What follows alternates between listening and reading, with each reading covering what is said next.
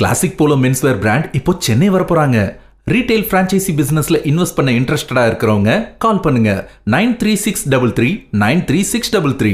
தன்னை கட்டாயப்படுத்தி காங்கிரசுடன் திருமணம் செய்து வைத்ததால் அதை விவாகரத்து செய்ய வேண்டியதாகிவிட்டது என்று காங்கிரஸ் தலைவர் மல்லிகார்ஜுன கார்கேவுக்கு முன்னாள் பிரதமர் தேவகவுடா பதிலடி கொடுத்துள்ளார்.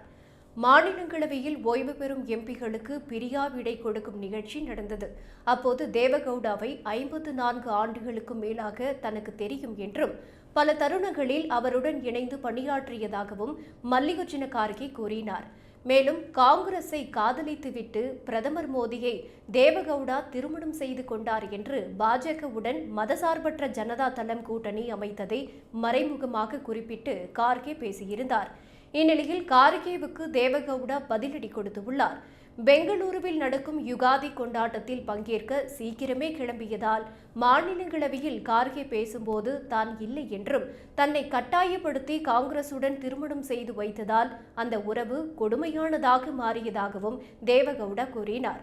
2018ஆம் ஆண்டு குமாரசாமிக்கு முதல்வர் பதவியை வழங்க காங்கிரஸ் தயாராக இருந்தது என்றும் அதற்கு குலாம் நபி ஆசாத்தை தூது அனுப்பியது எனவும் தேவகவுடா குறிப்பிட்டார்.